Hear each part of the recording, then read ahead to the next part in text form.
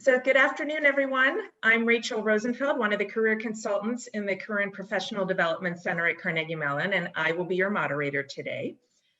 For today's session, we're having the chat disabled, but if you have questions for the panelists, please don't hesitate to enter them into the Q&A at the bottom of your screen.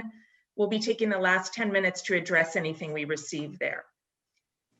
So it is my pleasure to welcome you to part one of our Future of Work series, first in a two-part series where we are fortunate to have a panel of campus experts who will discuss skills needed to be successful in the future workplace and how to develop them.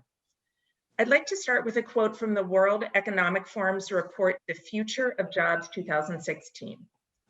In many industries and countries, the most in-demand occupations or specialties did not exist 10 or even 5 years ago, and the pace of change is set to accelerate. By one popular estimate, 65% of children entering primary school today will ultimately end up working in completely new job types that don't yet exist.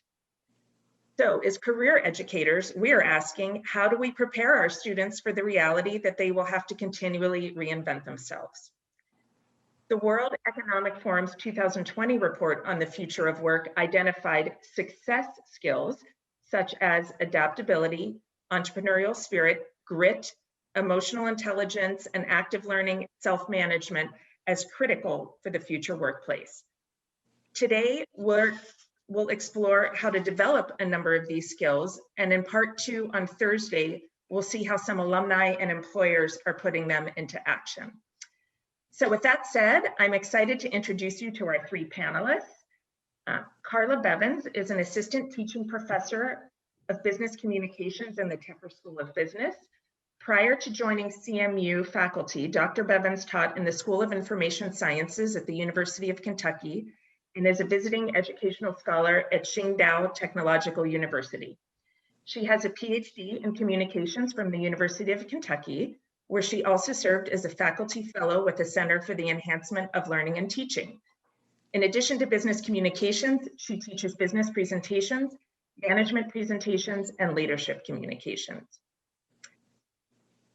Scott Andes is the executive director of the Block Center for Technology and Society. Previously, he led the City Innovation Ecosystem Program at the National League of Cities. Scott was also a fellow at the Brookings Institution, where his research focused on innovation-based economic development and science and technology policy. His research has been cited in the New York Times, the Washington Post, Harvard Business Review, NPR, and others. He is a CMU alumnus with a master's in public policy and management from Heinz College and a BS from the London School of Economics. Dave Mawhinney is the executive director of the Swartz Center for Entrepreneurship and executive director of the Donald H. Jones Center for Entrepreneurship. He also teaches in the Tepper School of Business. Dave was co-founder, chairman, and CEO of MSpoke, an internet content and advertising recommendation engine that was acquired in 2010 by LinkedIn. Earlier in his career, he founded 3 successful startup ventures. He is an active board member and advisory board member to a number of businesses and organizations. Dave has an MBA from Carnegie Mellon. So I'm going to ask our panelists to just say hello, and then we'll dive into our questions. So hello. Hi, everyone. So glad to have you with us today. Go Tartans. Great. So this is going to be a question for all of you to start out. We know that many fields have changed rapidly in recent years and that the current pandemic has had a big effect on an already changing landscape. Can each of you briefly speak to the changes you've seen and how they've impacted the need to adapt, reskill, workplace communication, and what it takes to be a successful entrepreneur? So Scott, we'll start with you. Sure, and Rachel, thanks for having me. This is a great conversation. So I think there's sort of 3 parts I want to address in this question. The first part, I think, is at a high level. It is important for most of you entering the workforce now to know what it means to enter during an economic recession. So I entered the workforce in 2006, which was also a precursor to the financial crisis.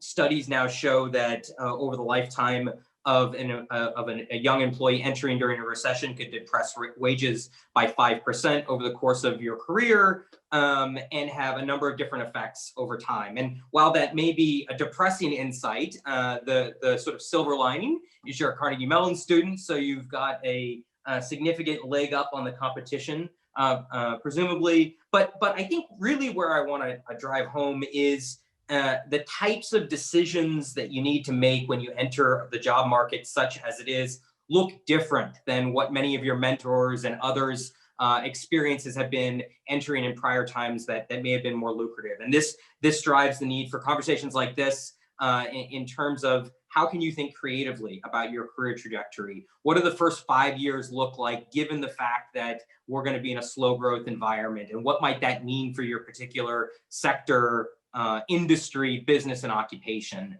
And how do you sort of course correct your expectations given that? And I think a critical feature of entering the labor market in these types of times is to think you need to be able to have the ability to think a little longer term.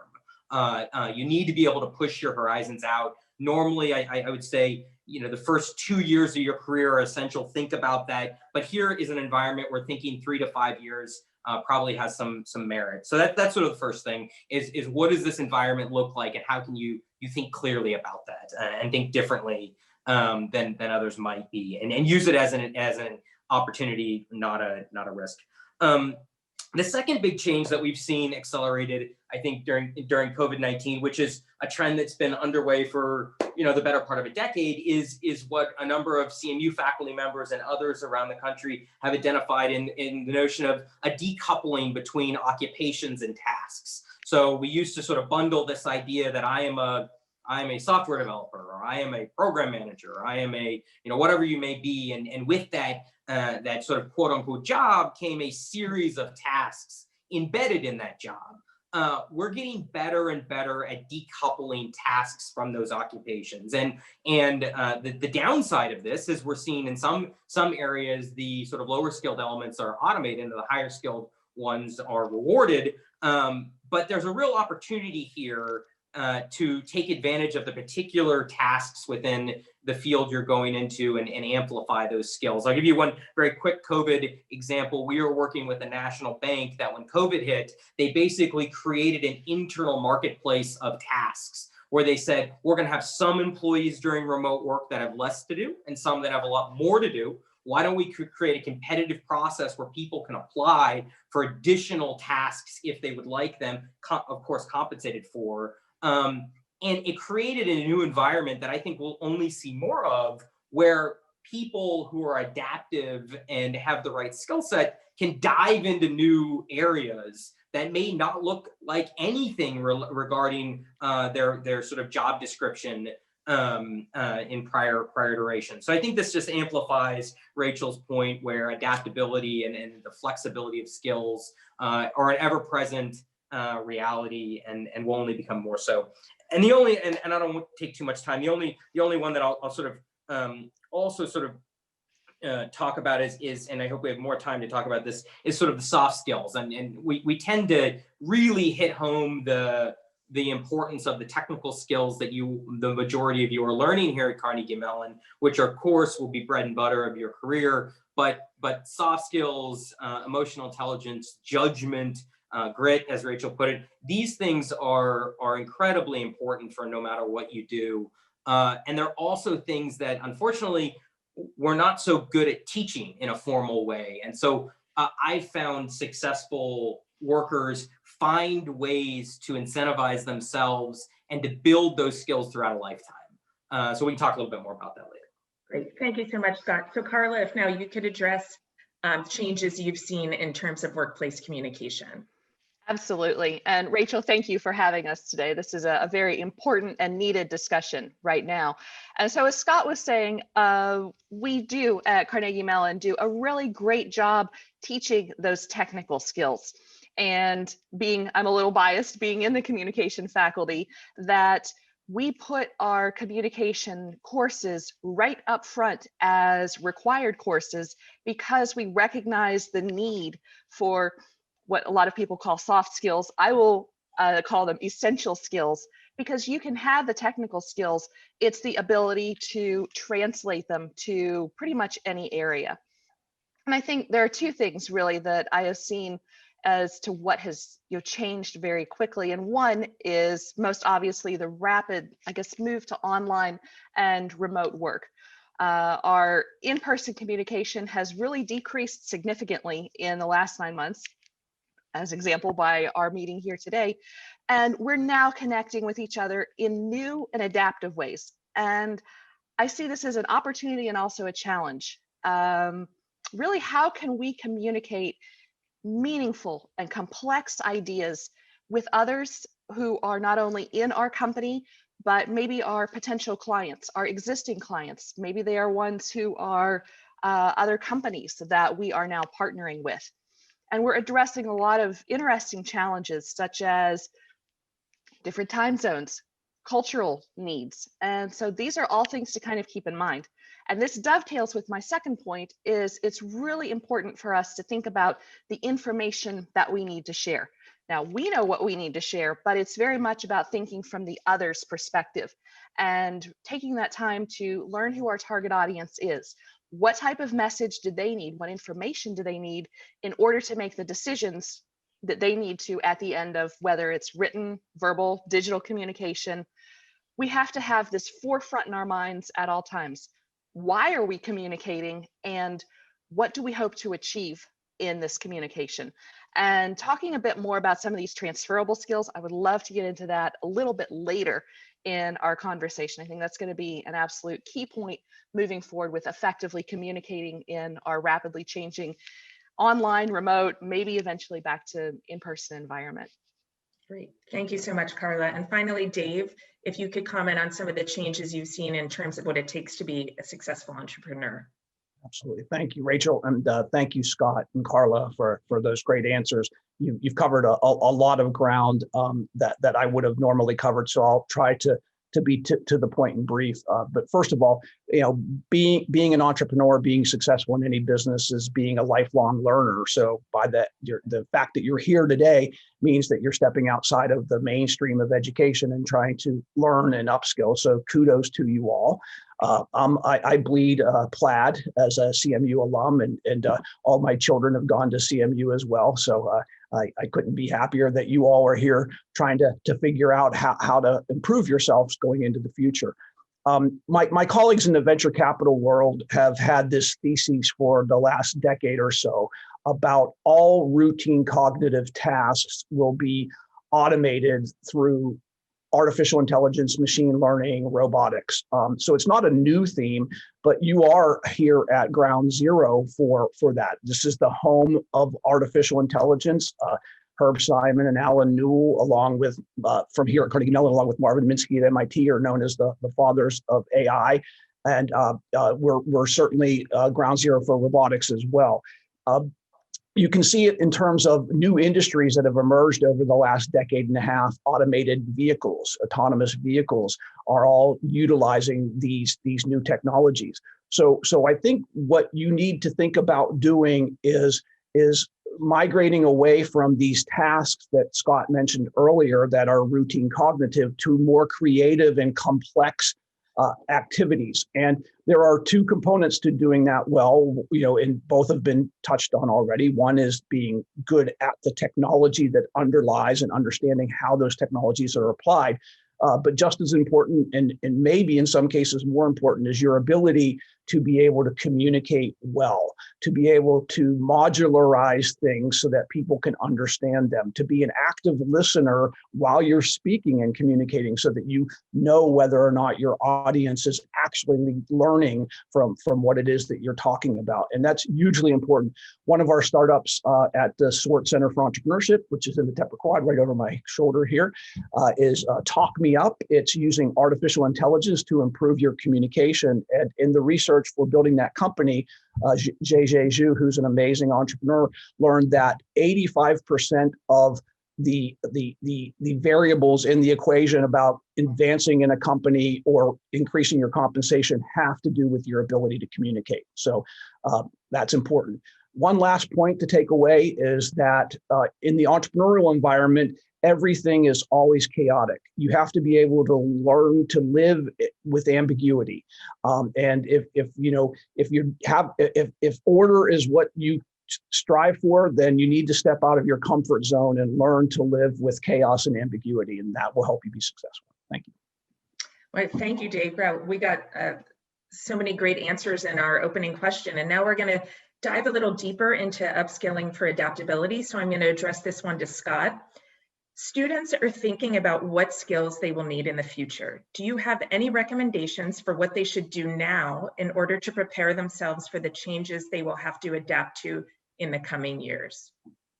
Yeah, a couple thoughts. I think it's an old parlor game to try to predict the sweet spot of new skills that will emerge in an ever-changing economy, which is useful in its own right. But I think a better approach for people during their education, be it undergrad or graduate students, is more metacognitive skills. And these are the idea of how do you learn to learn, and how do you learn and understand how you think and process the world. There's a lot of really good evidence out there that shows incredibly successful people, both in their personal and professional lives, are extraordinarily good at being able to not only understand but articulate how they think about things.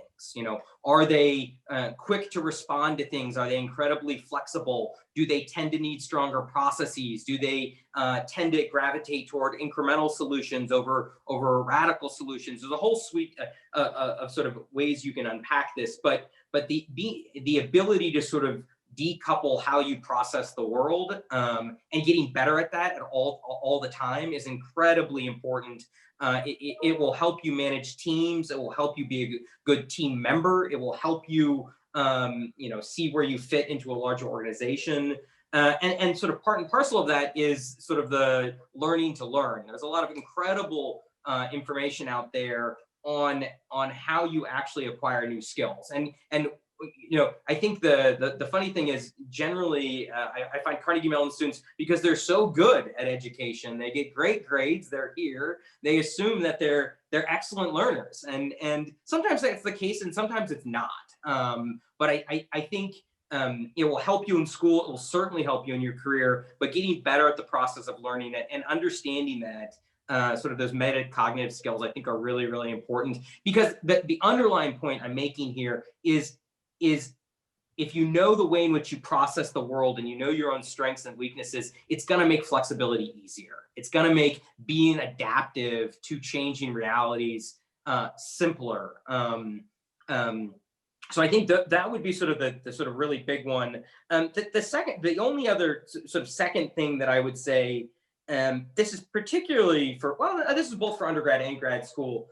I would say, try to find one or two things, big things, and sort of theories of change for the world that you can take time in during your undergrad or graduate and really own, understand, and in a way that will help you navigate the rest of your life. So for me, this was learning, political economy and rational choice theory. I fundamentally process the world now through a lens of incentives. I can see incentives. I understand people's, better. And that was something that took 4 years in undergrad to learn. And I think developing one or two things that you've just decided are important to you and taking the time needed to know them far better than your coursework demands will be hugely rewarding going forward. I know those are a little ambiguous, but those are things that I found to be helpful in my career. Great. Okay, so next, it's been a common theme that changing college curriculum is going to be important for upskilling students. Any thoughts on what some practical changes look like that faculty could enact?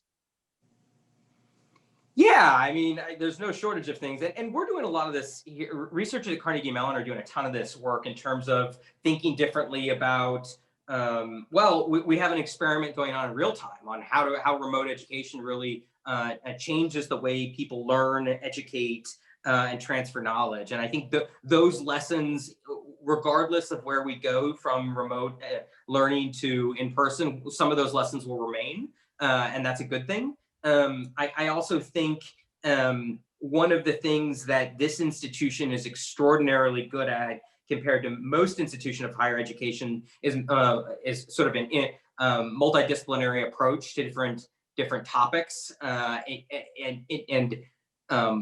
For students, I highly recommend taking advantage of that. Get into different colleges, take different courses, take similar courses in different disciplines, because this is an institution that's really good at that crossover compared to many of its peers. And then I think the other element that we're likely to see changes in is more project-based learning and sort of real-world learning. I think this is the evidence is in people find learning more interesting when it's tied and tethered to a real problem. And so we're likely to see a wellspring of new pedagogies based on those types of educational platforms, and that's exciting. I think that's a good thing. So I think those would be sort of the major things where we're likely to see changes in the near term. Thank you. Dave, you want to jump in? Yeah. Chime in and sort of jump off on a point that Scott made. We have over 110,000 living alumni at Carnegie Mellon. That's quite a broad group. And at the Swartz Center for Entrepreneurship, we interact with literally thousands of them. And what we hear from our alumni who are out in the world doing great things is when they compare themselves to their peers in their companies from other schools, is that it's the project work here at CMU that really made the difference, So as an alum, I had heard that over and over again. And when I came back to CMU, we put that into practice over this past decade in the entrepreneurship curriculum. Is this 3-phase. We introduce a methodology, a framework, a set of best practices from an academic standpoint. Then we bring in an entrepreneur who worked through those issues and they tell their story. And then immediately you put that learning to work on your own project, something that you're passionate about. And I think that, that framework, methodology, case study, project work is going to be important. And I think we're seeing more and more of that across CMU because it is what we're really good at, along with our interdisciplinary collaboration. So seek out those opportunities to learn those frameworks and put them to practice immediately. Great, thank you. And Carla, as faculty, I thought maybe you might want to jump in on that one as well. Any practical changes that faculty can enact? Absolutely. And I do come at this through the lens of a faculty perspective, but also someone who has had 3 successful businesses in the past. And I think a lot of it comes from looking at this from the frame of adult learning theory. And if I come back to Bloom's taxonomy a little bit, we a lot of times start with just a learning from that memorization and then recall, and then move it up more into the synthesizing it and application, right? I'm going to put those together. And really, for many of us, the skills that we are teaching don't change substantially. I mean, let's face it, if I'm looking at a rhetoric theory, it's 2,500 years old, but the way that we use it and the way that we apply it is incredibly different, whether it's a technical or a soft essential skill.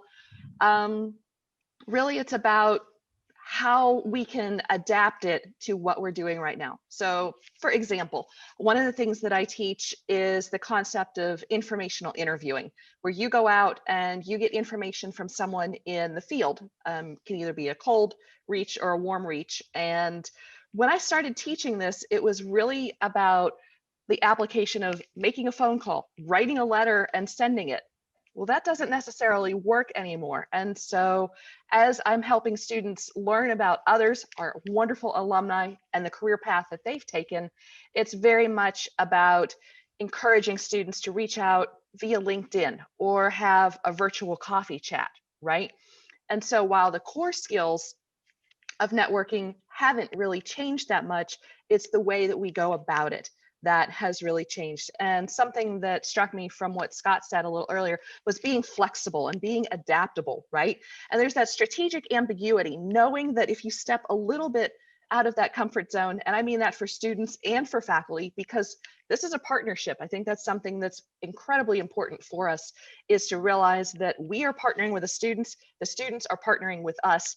And that's something that we don't necessarily see at a lot of other universities at our level. And so when we have that dialogue and open conversation back and forth, taking these skills that have been there, that are those core pieces, and learning new ways to implement them and getting the students buy-in in your own learning, that is absolutely crucial to continuing to take these skills and move them forward in months, years, and decades to come. Great. Thank you so much. And while we have you on the screen, we're going to segue into effective workplace communication. What are the elements of effective communication that are important in the workplace now, and how can students develop and practice these skills? Wow, that's a great question. And I would say that there are really 3 different areas to focus on here. One is learning about what types of communication skills you need for the industry that you want to go into. The second is really mastering those skills from a business communication perspective. And then the third is implementing them not only in your classes, but in all of your different interactions. So let's dig into each of these just a little bit more. So the first one is learning about some of what these skills are. Quite honestly, you cannot not communicate. I mean, if everyone were even to just turn off their video, turn off their audio right now, you're still sending a message. So some of our communication is intentional, a lot of it's unintentional. And I think right now, one of the biggest things is learning how to be effective with our nonverbals. When we are online, it can be really hard if I'm just sitting here like this. You think I'm not engaged. So leaning forward a little bit more, having those hand gestures that are up a little bit higher, trying to figure out where to make that contact, eye contact. Those are all things from a visual communication perspective, right? But it's also the written and the digital communication that go with it. And if you have the opportunity, take communication courses, whether it's in your area, another area, and really figure out how you can apply these skills in with your own technical skills. And something one of you said a little earlier was about having that goal trajectory. And I ask my students every semester to come up with a goal. What is that communication goal that you want to work on? Write it down and then check in every few weeks. What am I doing? What are tiny little pieces that I can do that can make a difference in building my communication competence? And the second part of this is practicing. And it's not just thinking, okay, I've got a presentation, I'm going to read through it. No, actually practice it.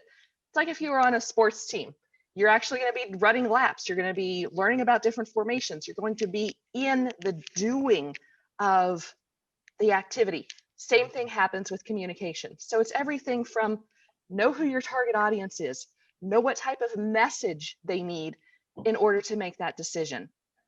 Tailor your messages. If I were talking about a topic, for example, with maybe an elementary school group, that would be very different than the same topic to a group of professional engineers.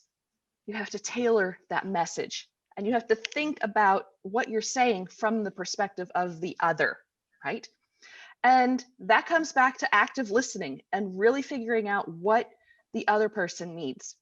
And then the third part of this is really thinking about how can you take these communication skills that you have and that you are learning and break them out of your communication classes, right? I challenge my students every semester. All of you have some kind of written reports, documents, technical reports, presentations, team presentations. You're working internally, you're working externally with clients. This is your chance to really practice those fundamentals where you are speaking with clearly, you are speaking concisely. The message that you're sharing is clear to your audience. My gosh, dealing with those butterflies that come up, right? It can even tie in with your interviewing. You practice it and practice it in the communication class, and then where it's a little more low stakes environment as compared to where you are with your internship or on the job market.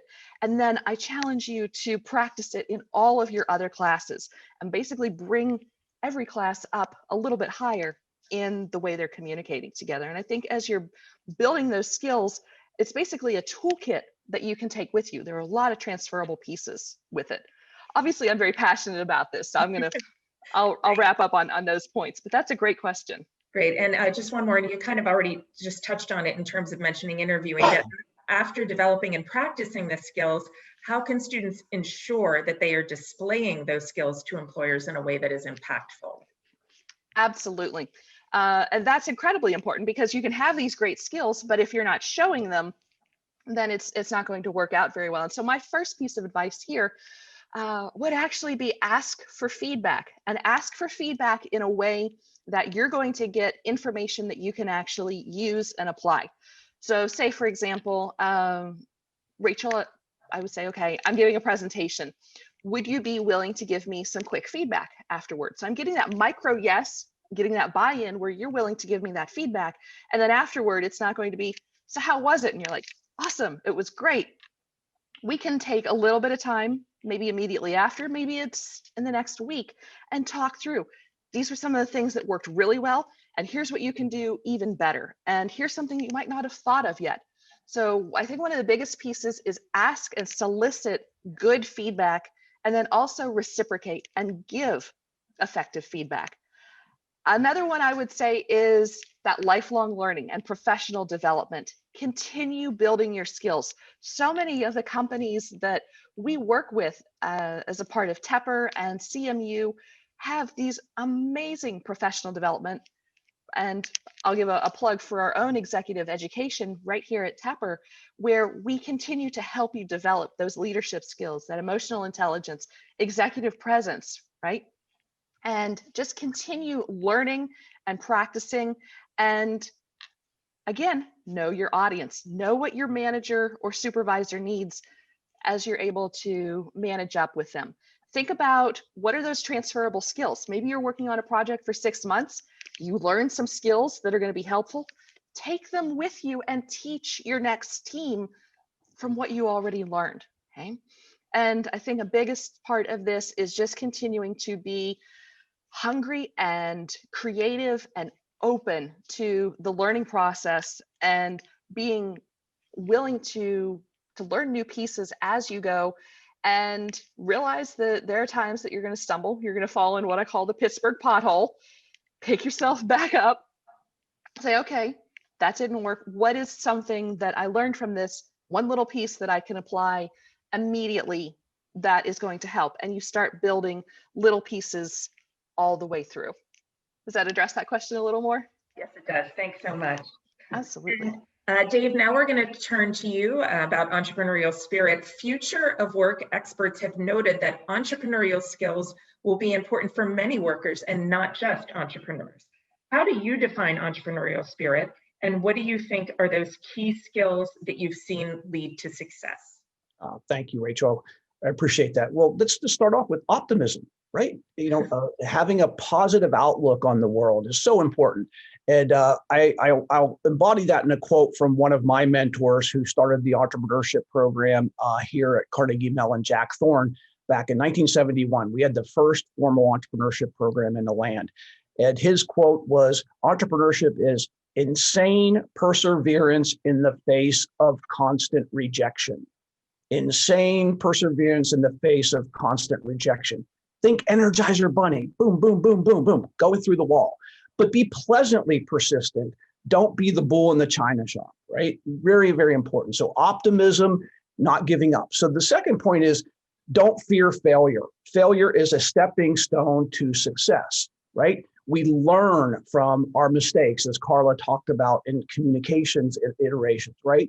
So we employ this lean, agile process in entrepreneurship where we take off small bites of work and we apply what we're doing and we learn from it, and we iterate and we iterate and we iterate and we get better. Failure is not bad. Failure is good. I have learned more from my failures than I ever have from what I was successful at, right? So very, very important there. And then, one of the sort of misunderstandings about entrepreneurs is we think, oh, entrepreneurs are just great risk takers, and I don't like risk. I don't think entrepreneurs are just great risk takers. I think entrepreneurs are great risk managers, right? They understand what the risks are, and they put in place plans to mitigate the different risks that they perceive will happen, right? So optimism, risk management, and don't feel failure. Those are important entrepreneurial skills to develop, and they will help you as you move forward, whether you're in an entrepreneurial organization or you're an entrepreneur in a larger organization. And at the mention of entrepreneurs, Scott, I know you wanted to jump in on this one as well. Yeah, no, I wanted to just sort of piggyback on the original question around, I think, as Dave was mentioning, when we think about entrepreneurship is often more of a disposition and a way of approaching the world.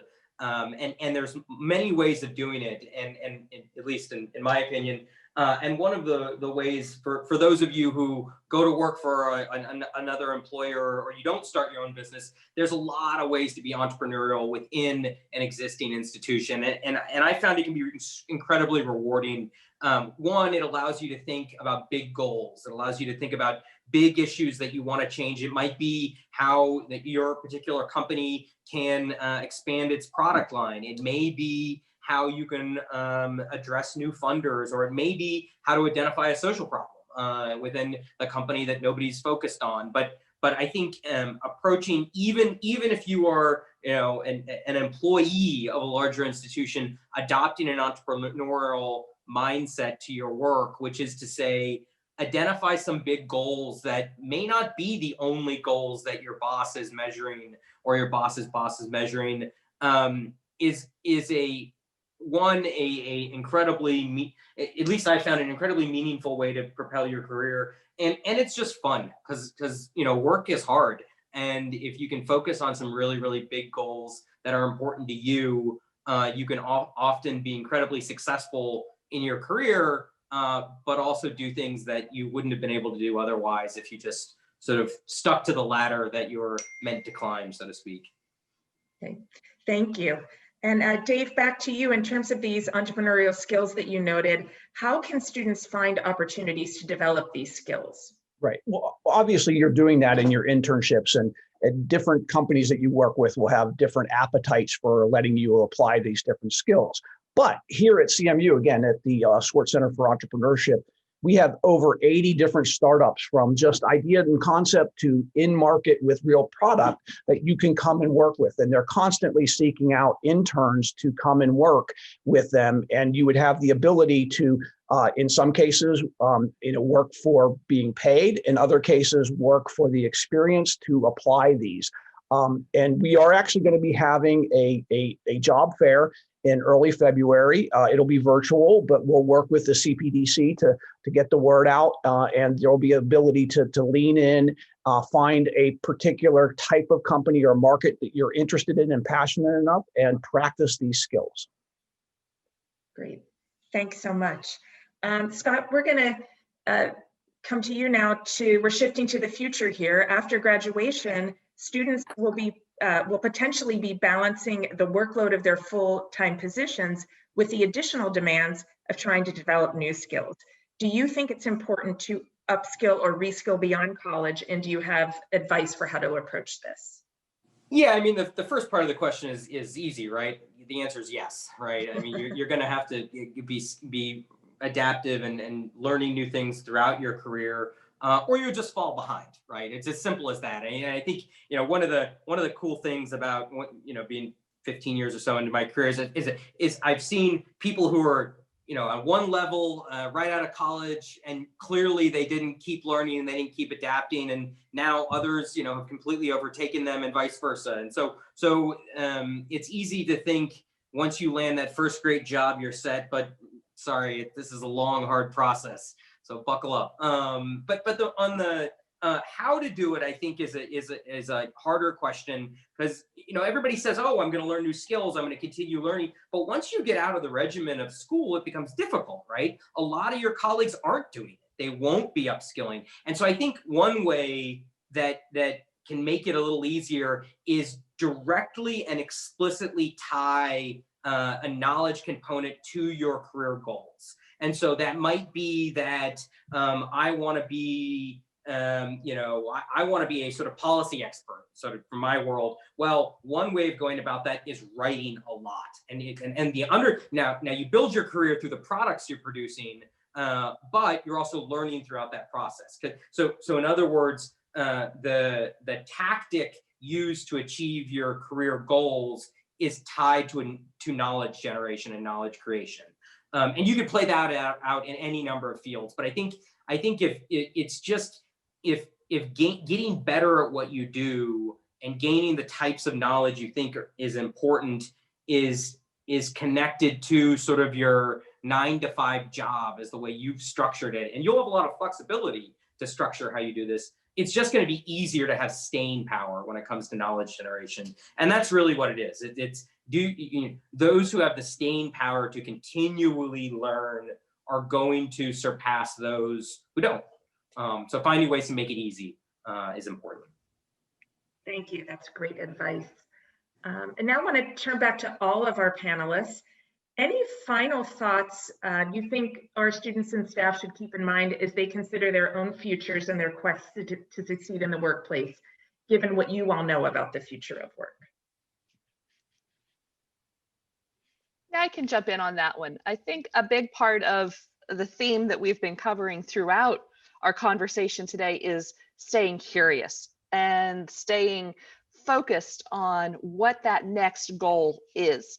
And it's good, maybe even this time of year, to take a look at where your goals are. They're going to shift. They're going to change, and that's okay. If something is working for you, continue with it. Follow that instinct and that gut. And if it's not, something doesn't feel right, get curious about it and explore what's working and what isn't.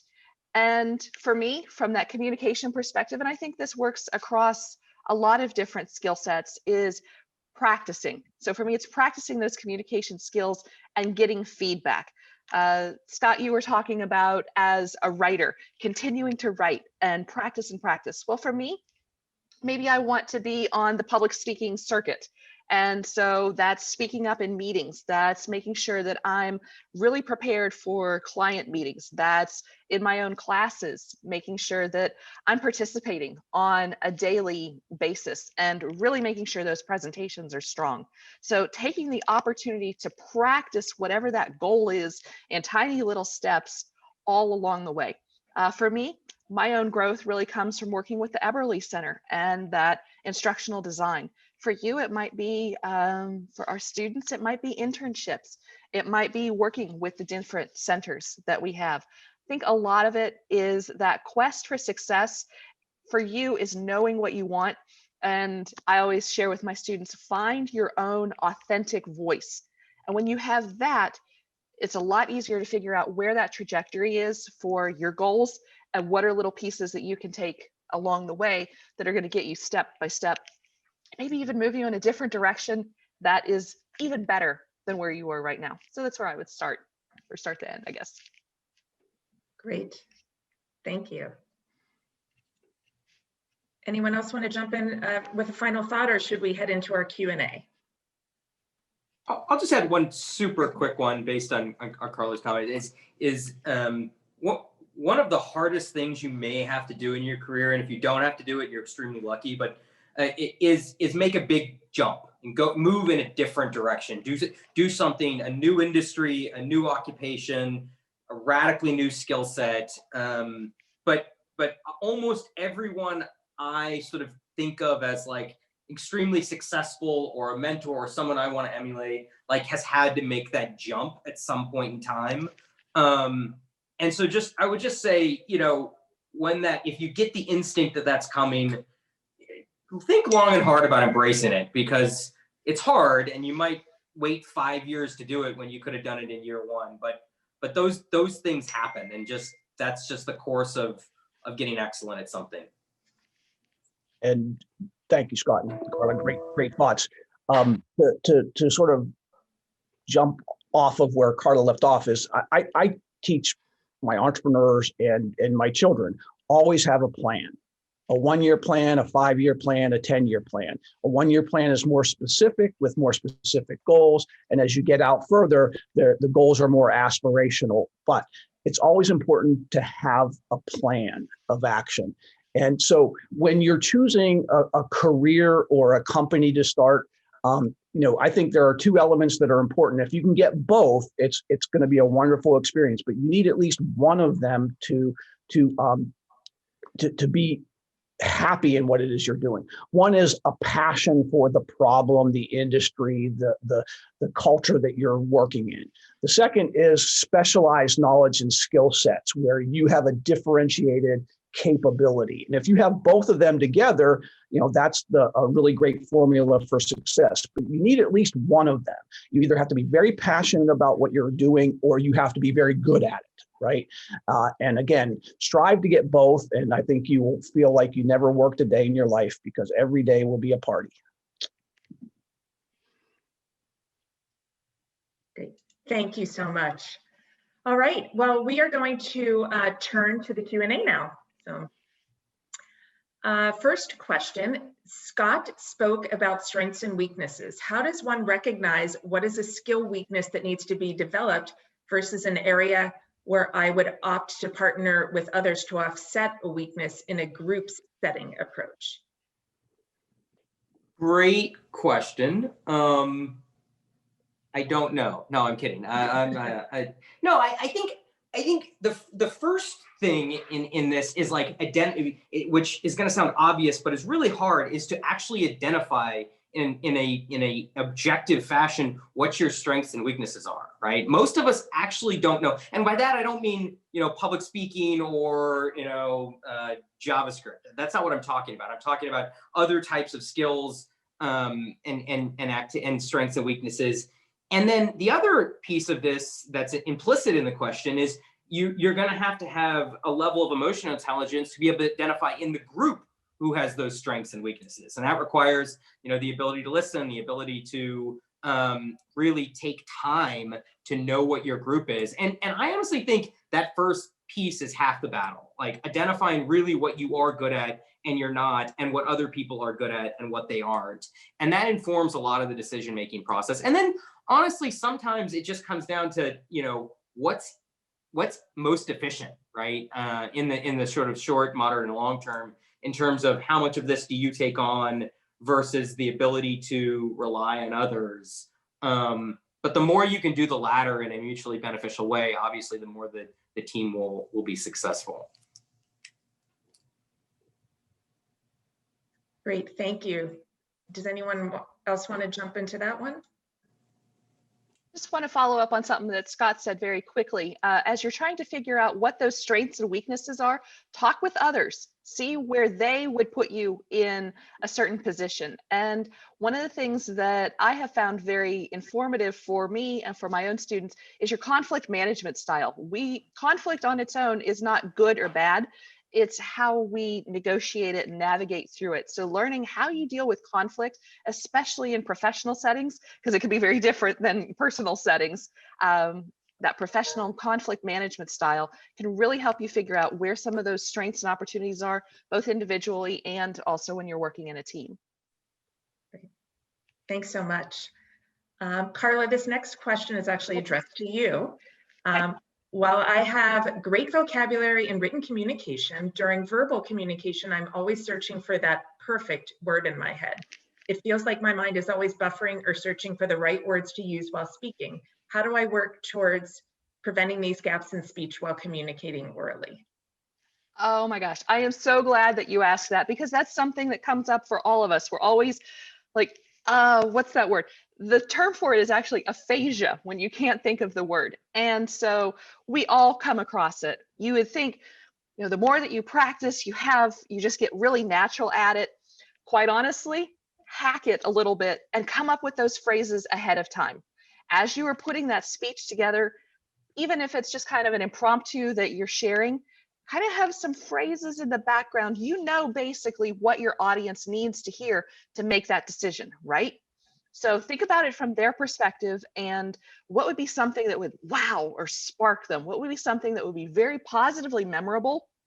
One of the things that I start with actually is something called a sticky story.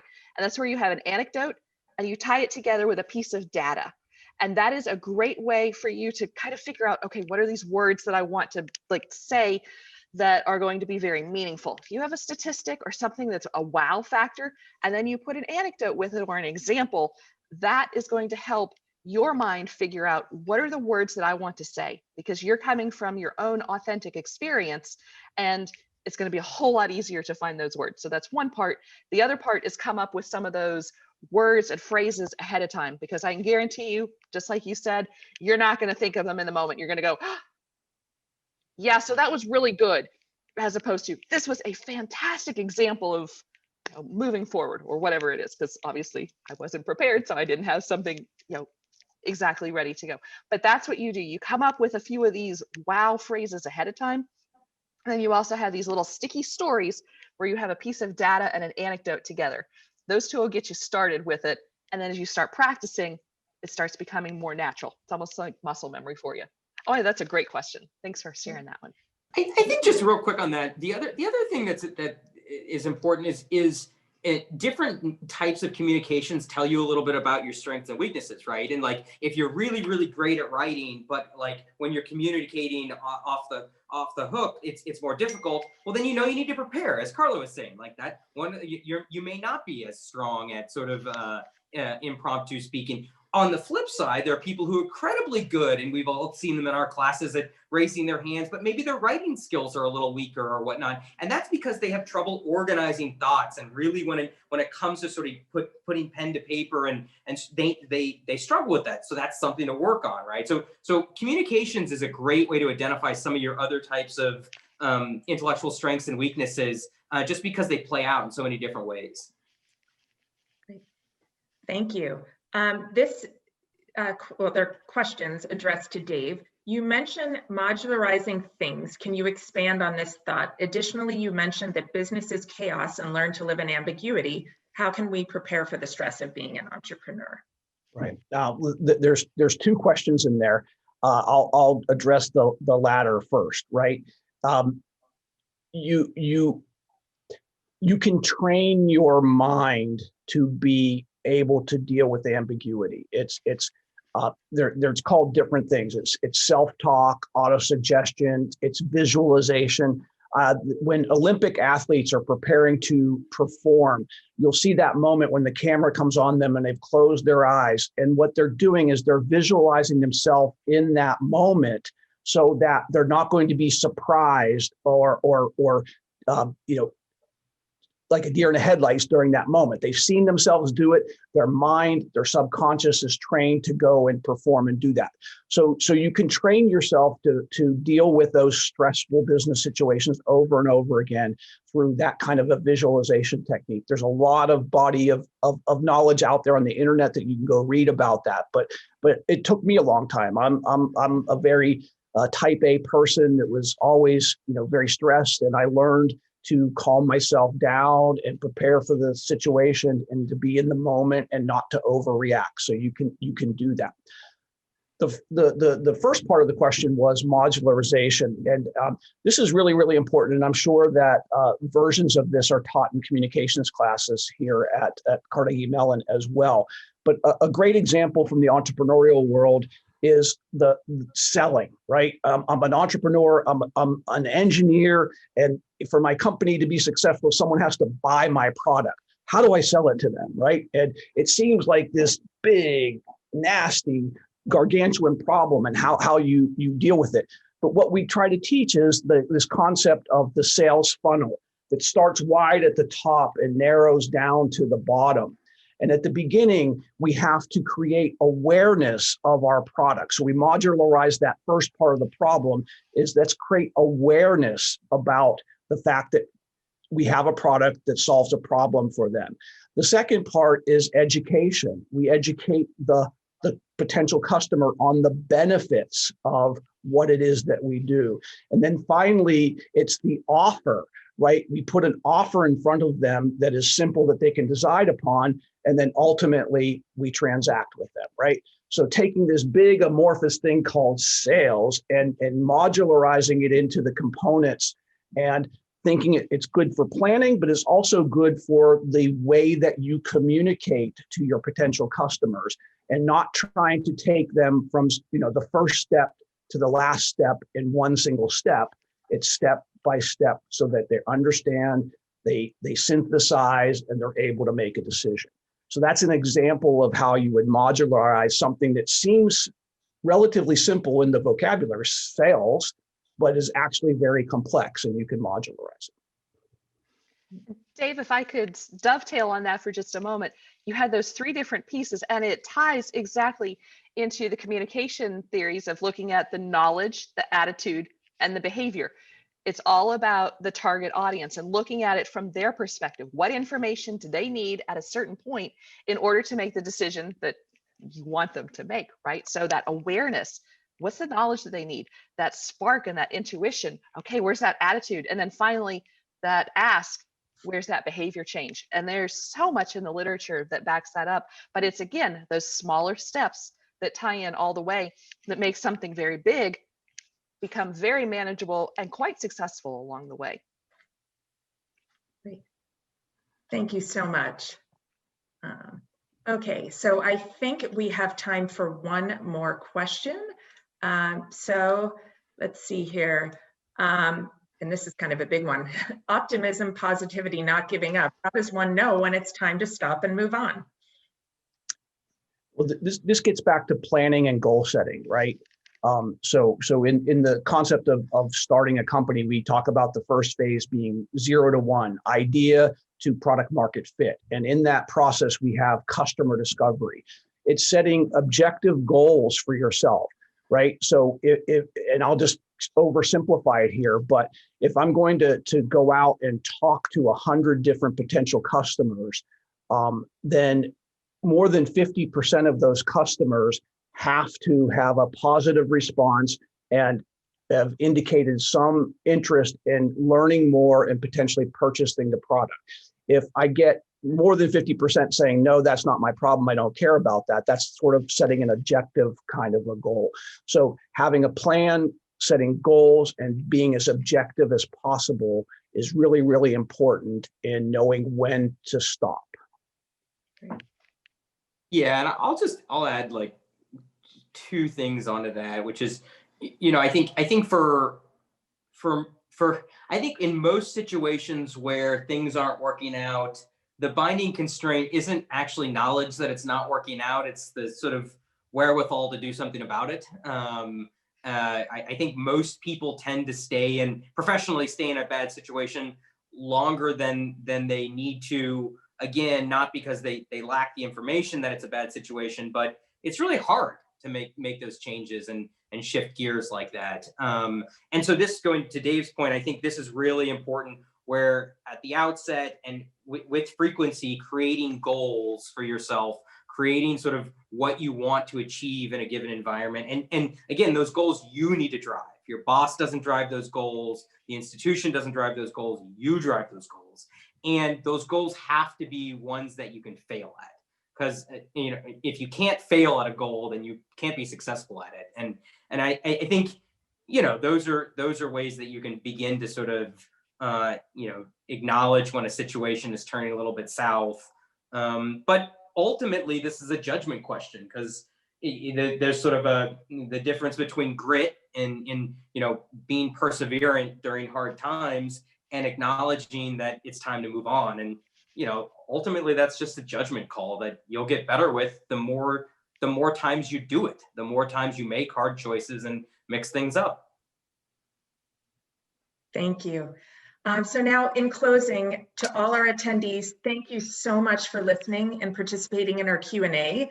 We invite you to continue exploring the future of work in part 2 of our series, entitled The Future of Work Skills in Action, where CMU alumni and recruiting partners will talk about how these skills that are important for the future are already being applied in today's workplace. That's on Thursday, January 14th from 12 to 1 p.m. You can register for it on Handshake, and I believe the link to that was put in the chat. Finally, to our panelists, Carla, Scott, Dave, we are so grateful that you took the time out of your busy schedules to share your expertise with us. Thank you so much for being here. My pleasure. Thank you so much for having us. Great. Great. Goodbye, everyone.